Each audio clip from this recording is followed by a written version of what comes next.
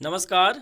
राजस्थान में बजट 2022-23 में एक घोषणा की गई थी कि राजस्थान के समस्त कर्मचारी जो 2004 के बाद नियुक्त किए गए हैं उन्हें ओपीएस यानी ओल्ड पेंशन स्कीम का लाभ दिया जाएगा। ओल्ड पेंशन स्कीम के अंतर्गत एक जीपीएफ की सुविधा प्रदान की जाती है। जीपीएफ जनरल प्रोविडेंट फंड सामान्य भविष्य निधि जो प्रत्येक माह सरकारी कर्मचारी के खाते से यानी कि उसके वेतन से निश्चित राशि सरकार के द्वारा काटी जाती है और उसे रिटायरमेंट के समय उसे प्रदान की जाती है। इसके साथ साथ उसे लोन की सुविधा भी इस जीपीएफ के माध्यम से दी जाती है। लेकिन पिछले अभी जो बजट पेश किया गया था उसके पश्चात राजस्थान सरकार के कर्मचारी जो 1/1/2004 के बाद नियुक्त किए गए थे उन्हें जो एनपीएस की कटौती उनके द्वारा की जाती थी उसे भी रोक दिया गया है। लेकिन उसके बाद में एनपीएस के स्थान पर जीपीएफ की कटौती प्रारंभ नहीं की गई है। अब देखिए आप, जीपीएफ की कटौती अगर प्रारंभ नहीं की गई है तो एक कर्मचारी को क्या नुकसान हो रहा है, इसकी आज हम इस वीडियो के माध्यम से बात करने वाले हैं।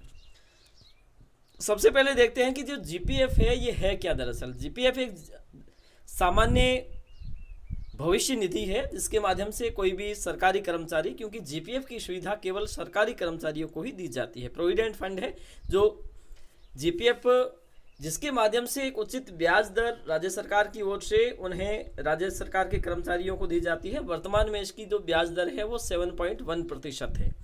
ये एक प्रकार की भविष्य के लिए धन का संचय है जो सरकारी कर्मचारी रिटायर्ड होगा या फिर बीच समय में उसे अगर पैसों की आवश्यकता है तो उसे एक साथ पैसे आसानी से मिल जाते हैं। इसकी कटौती वेतन में प्रति माह के माध्यम से होती है। एक निश्चित स्लेब के अनुसार, आपकी बेसिक के अनुसार इसका स्लेब निर्धारित किया गया है। इसके साथ साथ आप उसके स्लेब से ज़्यादा भी उसमें कटौती कर सकते हो। और सबसे महत्वपूर्ण बात कि इसमें टैक्स में फ़ायदा मिलता है। टैक्स में फ़ायदा कैसा मिलता है, जैसे कि 1,50,000 रुपये तक की जो डिडक्शन छूट है, जैसे आप वेतन से कोई कटौती करवा रहे हो उसमें 1,50,000 रुपये तक की अगर आप करवा रहे हो तो उसमें टैक्स में रिबेट दी जाती है। अगर ये जीपीएफ सुविधा अप्रैल के बाद भी, क्योंकि हमने ये देखा कि अप्रैल महीने का बिल भी प्रोसेस हो चुका है तो इसमें भी जीपीएफ की कटौती नहीं की गई है और मार्च महीने से एनपीएस कटौती रोक दी गई थी। तो ऐसी स्थिति में अगर अभी जीपीएफ कटौती सरकार के द्वारा नहीं की जाती है तो एक सरकारी कर्मचारी को जो 1/1/2004 के बाद नियुक्त है, जो एनपीएस कर्मचारी है, उसे क्या नुकसान होने वाला है। अब मान लीजिए कि इस साल, अगर इस पूरे साल जीपीएफ की कटौती नहीं होती है तो ऐसी स्थिति में क्या होगा। एक सामान्य कर्मचारी जो 2004 के बाद नियुक्त है और तो सामान्य रूप से जो कटौतियाँ होती है वो या तो एनपीएस हो रही थी, ठीक है, या फिर एनपीएस को हटा दिया था, उसके स्थान पर दूसरा ऑप्शन था हमारे पास जीपीएफ। और दूसरी कटौती जो महत्वपूर्ण होती है वो एसआई कटौती होती है। और एसआई कटौती मैक्सिमम मान के चले तो या तो कोई 7,000 रुपये करवा सकता है ज़्यादा से ज़्यादा, और अमूमन लोग हैं वो 5,000 रुपये की ही कटौती करवा रहे हैं। तो 5,000 रुपये की अगर आप करवा रहे हो तो ऐसी स्थिति में 60,000 रुपये आपके पास जमा हो जाएंगे, ठीक है। तो 60,000 रुपये की तो कटौती ये हो जाएगी। अब इसके अलावा 90,000 रुपये की कटौती आप कहाँ से लाओगे, क्योंकि जब आप एनपीएस कटौती करवा रहे थे तो ऐसी स्थिति में आपके प्रत्येक माह से एनपीएस की राशि है वो डिडक्ट की जा रही थी। वहाँ पर आप आसानी से 1,50,000 रुपये तक का फायदा ले सकते थे। लेकिन अगर जीपीएफ की कटौती नहीं हुई तो ऐसी स्थिति में आपको अलग से इन्वेस्ट करना पड़ेगा।